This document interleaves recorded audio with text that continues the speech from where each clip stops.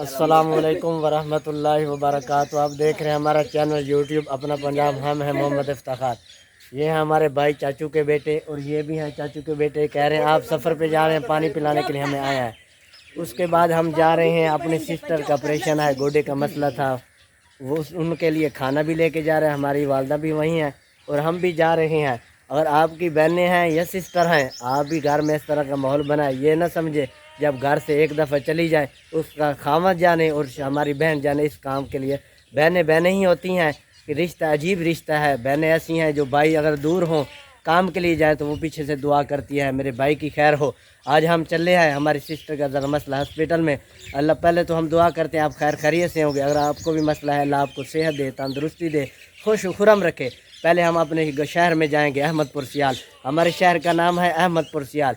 हदीस में आता है जिस घर में अहमद नाम का लड़का हो या जिसका नाम अहमद हो उस घर में कभी खाने की कमी नहीं आती, कभी रिज़्क़ की कमी नहीं आती।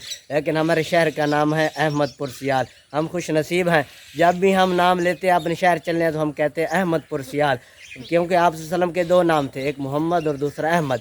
हम खुश नसीब हैं, हमारे भाई भी साथ हैं। अभी हम ये खाना भी ले जा रहे हैं और ये देख लें मोटरसाइकिल के साथ है मशीन है, वो जूसर वो भी बनवा के ले आएंगे। वापसी पे मैंगो का जूस पियेंगे और अब हम सब जाके अपने दादे जान की कब्र पे भी जाएंगे और अपने रिश्तेदारों से भी मिलाएंगे। हमारे रिश्तेदार किस किस फील्ड में हैं, क्या काम करते हैं, कैसे ज़िंदगी बसर कर रहे हैं, वो भी आपको दिखाएंगे। आप हमारे साथ रहें, इंशाल्लाह बहुत मज़े की वीडियो बनने वाली।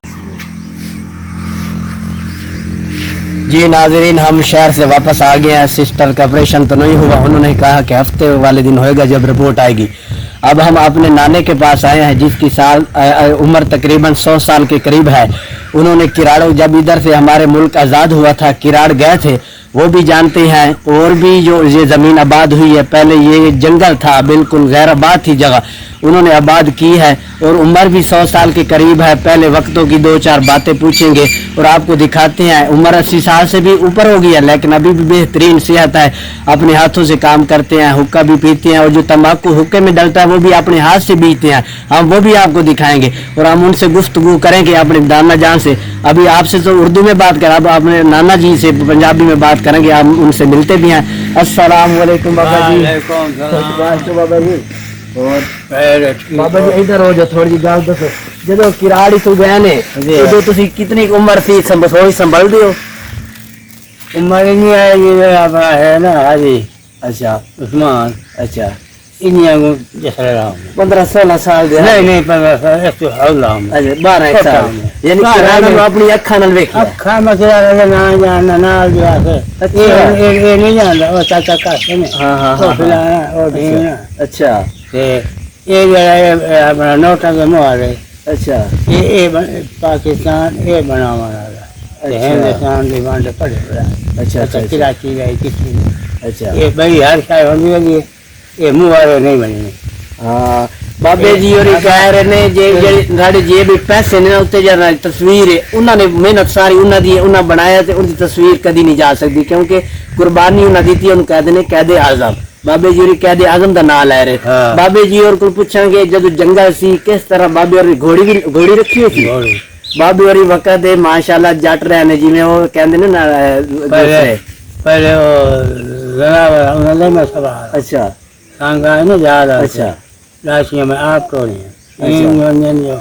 बाबे और डाचियां भी रखी टोरियां ही हैं। अच्छा टोरियां ने, जिमें पहले लोग की मिसाल के तौर जिवें हुण लैंड करोड़ ते मिसाल दे लो हमदा ते बंदा कहंदा वाह जी वाह, उठ खलोने आ रेंज करोड़ ते बंदा आया वजीर आला आ रहा। बाबे और इंजी रखे अल्हम्दुलिल्लाह जट ने घोड़ी भजाइंदा रहा, दो भजावणियां कठियां, अच्छा बैटरी में भजनियां कठियां जानियां रेड़ियां, अच्छा ठीक है कइयां, अच्छा तो इतना जिवें मिसाल है ओ पुल है, अच्छा हो खलोवणा तो दो घोड़ियां तो देख लो बाबा जी और कह रहे ने एक घोड़ी तो मैं घटे मैं पठाना नाल बजाइया टगड़ा नाल तेरा ये अपना जला के करे तू अपना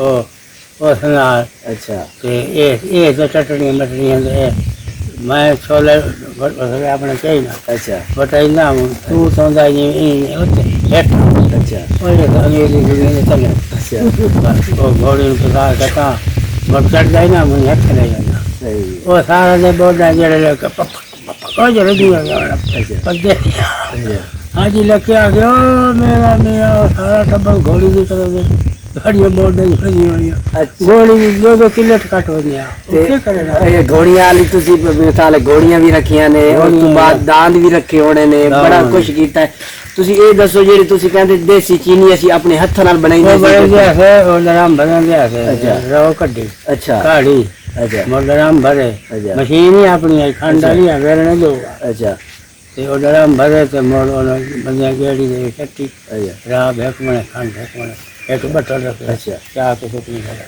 تے پیراں دے نال خوش کرن دیا اتنی ہوندی ہے پیر نال کھرین دیا اچھا کھرین دیا دیکھ لو بابے ہوری پہلے مثال دے رہے نے اسی اس وقت دے وچ اپنی مشین بھی رکھی ہوئی سی اس وقت دے وچ دو ویلنے سی اس وقت دے وچ اپنی رو والے ڈرم بھر کے تے چینی او بابے ہوری بڑی محنت کیتی ہے بابا ایک منے چھٹ گیا ساری رات پانی ہو گیا چھوٹا دا تے کلا اتنا ہو گیا مثال اور پگو لاٹ ہوئے یہ رہیو آیا دیا وہ میرے گھروں پہلے بابا نہ لا دے جڑے ہوں پالتو نویں تیار ہوئی یہ تو اتنی محنت نہیں کر سکتے یہ زمین ایسا کھائے نماز والے میں 5 ٹائم نماز پڑھ رہا ہوں بس وہ لوٹا پانی کا نال دو جو کا کھٹا ہاتھ سے ٹوکر یہ ہم دکھ گئے یہ نہ یہ جو سے ڈور سے نا بابے اور جی بابے اور کہہ رہے ہیں مر گھوڑی نہیں ہوتے اولی لاٹ کہنے میں اٹھے آتے گرا جانی لاٹ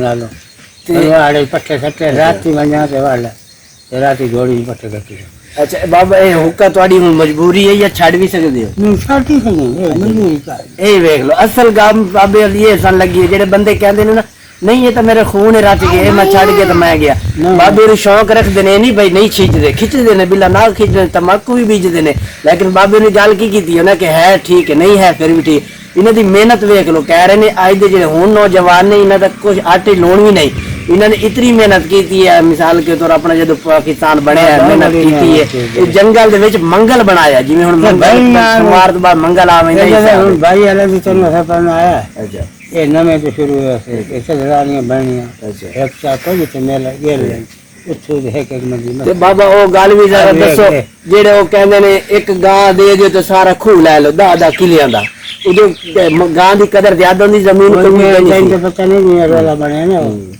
اپنا بگیا لینا سالا ایڈا رقبہ بوڑی ٹکر ٹالیاں پکان یہ جنگل نہ آئے مجمال چھیڑ چھوڑن ناظرین بابے دا انٹرویو بڑا سنیا کام دے اے میرے سکے نانا جان نے اے 5 بھائی نے میرا جڑا دادا ہے وہ بھی چھوٹا ہے نان میرے دا بھائی ہے ماشاءاللہ 5 بھائی نے ایک دو اللہ نو پیارے ہو گئے باقی 3 ہے نے نانا جی دا انٹرویو لے لیا چلو یادداشت بھی رہ گئی نانے دی بڑی سونی گلاں لگیاں نے انہوں نے کہا اس وقت دے وچ مجھ دی قدر نہیں ہوندی سی گاں دی قدر مجھ تے گاں دی بڑی قدر ہوندی سی لوکی 10-20 کلے یا مربع کہندے لاٹ ساری تو رکھ لا لیکن ایک گاں دے لوکی کہندے نہیں مال جنگل چالا مال ڈنگر دے اودے نال کہندے سی رونا کہ ساڈی اے اللہ دی تے دودھ دی کہندے سی اللہ دا نور ویچ دے نہیں سی کوئی لین آ گیا کہندا بیل کے پینے ہے بانے ہے نال گپ شپ لانے ہے جویں ہن گپ شپ کی ہن تا ایک دوسرے نوں انجی کھان تے پھردے نے اے سادہ لوگ نے اچھے لوگ نے